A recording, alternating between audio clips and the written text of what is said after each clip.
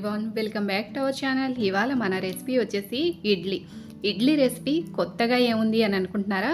నిజంగా బోలెడన్ని టిప్స్ ఉంటాయండి. ఇడ్లీ పిండి పప్పు నానబెట్టే దగ్గర నుంచి, గ్రైండర్ పట్టే దగ్గర నుంచి, ఇడ్లీ వండే టైము, అలాగే ఇడ్లీ పిండి కలుపుకునేటప్పుడు హోటల్ వాళ్ళు ఏ నీళ్లు వేస్తారు, ఇవన్నీ కూడా 100% టిప్స్ని ఈరోజు వీడియోలో చూద్దాం.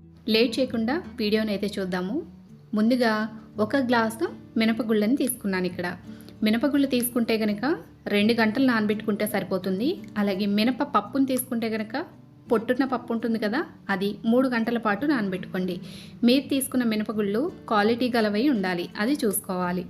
ఇంకా అలాగే ఏ గ్లాస్ తోటైతే మినపగుళ్ళు తీసుకున్నాను అదే గ్లాస్తో 3 గ్లాసుల వరకు ఇడ్లీ రవ్వను తీసుకోండి.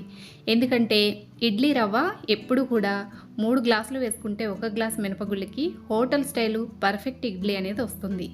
రెండు కూడా 2-3 సార్లు శుభ్రంగా కడుక్కోండి. పప్పునైనా అలాగే రవ్వనైనా కూడా 2-3 సార్లు నీట్గా కడుక్కొని ఇప్పుడు మంచినీళ్ళని పోసుకొని నానబెట్టుకోవాలి. మంచినీళ్ళు ఎందుకు పోసుకోవాలి అనేది వీడియోలో చెప్తాను.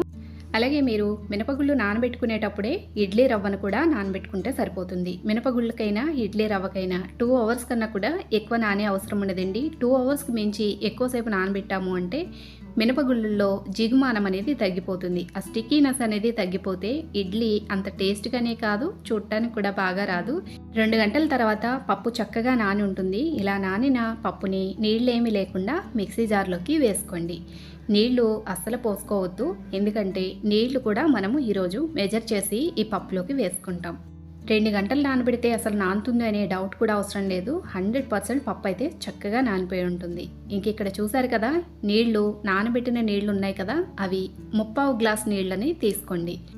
ఇందాక చెప్పాను కదా, నానబెట్టుకున్న నీళ్లు మంచినీళ్ళే పోసుకోవాలి అని. ఇందుకోసమే మంచినీళ్ళని పోసుకోవాలి. ఈ నీళ్ళతోటి మనం పప్పు రుబ్బినట్టయితే నెక్స్ట్ డే మార్నింగ్కి ఇడ్లీ పిండి కరెక్ట్గా మనకి కావాల్సినట్టుగా చక్కగా పొంగుంటుందన్నమాట. హోటల్ వాళ్ళు చేసే ఒక చిన్న సీక్రెట్ ఇదండి. పప్పు ఎప్పుడు కూడా నానబెట్టిన నీళ్లతోనే గ్రైండ్ చేసుకోవాలి. చూసారు కదా, మనం వేసిన వాటరు కరెక్ట్గా సరిపోతాయి. ఎక్స్ట్రా పోసే అవసరం ఉండదు. మిక్సీ తిరుగుతుందా లేదా అనే డౌట్ ఉండదు. అలాగే పిండి ఉరుము అవుతుందా లేదా అనే డౌట్ కూడా ఉండదు. పిండి చూసారు కదా ఎంత బాగా ఉరుమయ్యిందో. మీరు మిక్సీలో వేసినా కూడా 100% హోటల్ స్టైల్ ఇడ్లీ పర్ఫెక్ట్గా వచ్చి తీరుతుంది. నేను చెప్పిన ప్రతి టిప్ని కూడా ఫాలో అవుతూ చేయగలిగారు అంటే మీరు కూడా హోటల్ స్టైల్ ఇడ్లీని చక్కగా ఎంజాయ్ చేయగలుగుతారు. ఇంక ఇక్కడ రుబ్బుకున్న పిండిలో మనం ముందుగా నానబెట్టుకున్న ఇడ్లీ రవ్వ ఉంది కదా, ఇడ్లీ రవ్వలో ఏమాత్రం నీళ్ళు లేకుండా గట్టిగా పిండుకొని ఆ రవ్వని మొత్తం ఇందులోకి వేసుకోవాలి. రవ్వని వేసిన దగ్గర నుంచి మనము చేత్తోనే కలుపుకోవాలి.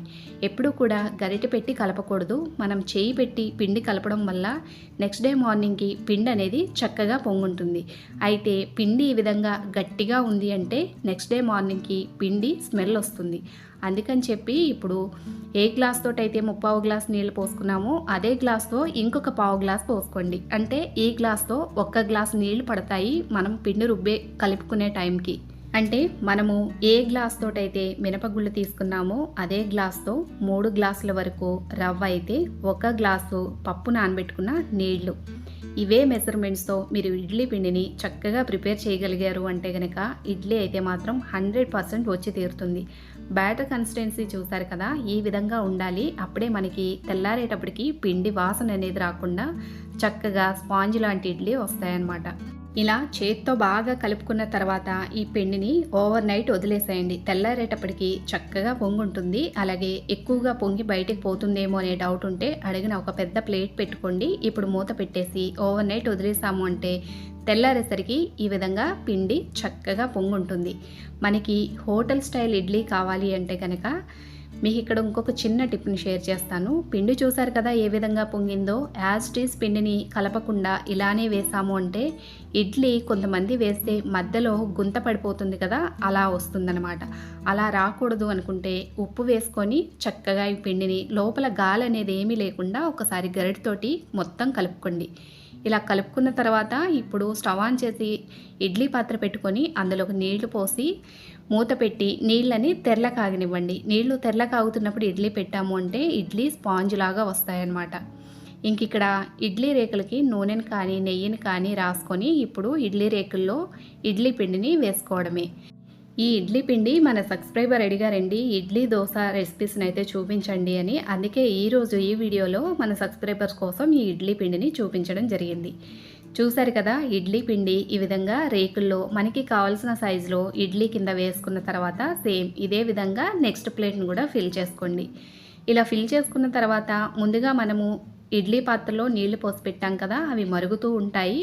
ఇప్పుడు ఇడ్లీ పాత్రలో రేకుల్ని ఇలా పెట్టుకొని ఇక్కడి నుంచి ఒక 10 మినిట్స్ పాటు మీడియం ఫ్లేమ్ మీద ఉడకనివ్వండి. ఇలా మీడియం ఫ్లేమ్ మీద ఉడకడం వల్ల ఇడ్లీ చక్కగా ఉడుకుతుంది. అలాగే మీకు 10 మినిట్స్ కన్నా కూడా ఎక్కువ టైం పట్టదు. హ్యాపీగా మీరు మీడియం ఫ్లేమ్లో పెట్టేసి మిగతా పని ఏమన్నా ఉంటే చూసుకొని 10 మినిట్స్ తర్వాత చూసినట్టయితే ఇడ్లీ పర్ఫెక్ట్గా రెడీ అయిపోయి ఉంటుంది. చూసారు కదా, అసలు మధ్యలో గుంతలాగా రాకుండా స్పాంజిగా ఎంత బాగా వచ్చాయో. మల్లె పువ్వులు లాంటి ఇడ్లీ మనకి రెడీ అయిపోయినాయి. ఇప్పుడు ఇడ్లీని వెంటనే తీసేయకుండా స్టవ్ ఆఫ్ చేసేసి ఒక 2 మినిట్స్ పాటు అలానే వదిలేసేయండి. తర్వాత మళ్ళీ ఇడ్లీ రేకుని బయటకు తీసాక ఇంకొక 1 మినిట్ పాటు పక్కకు పెట్టుకోండి. కొంచెం చల్లారేక మనం ఇడ్లీ రేకుల నుంచి సపరేట్ చేసాము అంటే ఇడ్లీ అనేవి ఎక్కడా కూడా విరిగిపోకుండా చక్కగా వస్తాయి. ఒక్కసారి మళ్ళా కొలతలు చెప్తాను. ఒక కప్పు ఏ కప్ అయినా తీసుకోండి. 1 కప్పు మినపగుళ్ళు అయితే కనుక 3 కప్పుల వరకు ఇడ్లీ రవ్వను వేసుకోండి. అలాగే పిండి రుబ్బుకునేటప్పుడు మినపగుళ్ళు వేసేటప్పుడు మిక్సీ జార్లో నీళ్ళు ఏం లేకుండా చూసుకొని పప్పును మాత్రమే వేసుకొని అప్పుడు మీరు నానబెట్టుకున్న పప్పు నీళ్ళు ఉన్నాయి కదా, వాటిని 1 కప్పు వరకు వేసుకోండి. ఇది గ్లాస్ అయినా అనుకోవచ్చు, కప్ అయినా అనుకోవచ్చు. మనకి కావాల్సిన క్వాంటిటీలో ఏ కప్పుతోటి అయితే వేసుకుంటామో అదే కప్పుతో ఇదే మెజర్మెంట్స్లో ఇడ్లీని అయితే ప్రిపేర్ చేయండి. చాలా అంటే చాలా బాగా వస్తాయి. చూసారు కదా, నీళ్లను కూడా కరెక్ట్గా కనుక నేను చెప్పినట్టుగా వేయగలిగారు అంటే కనుక ఇడ్లీ బ్యాటర్ అనేది మరీ పల్చగా కాదు, మరీ గట్టిగా కాకుండా పర్ఫెక్ట్ ఇడ్లీ బ్యాటర్ ప్రిపేర్ అవుతుంది. అలాగే ఇడ్లీ వండేటప్పుడు కూడా 10 మినిట్స్కి మంచి ఎక్కువసేపు వండే అవసరం ఉండదు. 10 మినిట్స్ కనుక ఉడకనిచ్చి స్టవ్ ఆఫ్ చేసి కొంచెం చల్లారేక తీశారు అంటే మల్లెపూలు లాంటి ఇడ్లీ రెడీ అయిపోతాయి. చూసారు కదా, ఇడ్లీ అయితే ఎంత బాగా వచ్చిందో. మరెందుకు ఆలస్యం, మీరు కూడా ట్రై చేసేయండి. అదండి వాళ్ళకి రెసిపీ మీ అందరికీ నచ్చింది అనుకుంటాము. నచ్చినట్టయితే లైక్ చేయండి. కొత్తవారైతే ఛానల్ సబ్స్క్రైబ్ చేసుకోండి. మరొక మంచి రెసిపీతో మళ్ళీ కలుస్తాము. Thank you for watching.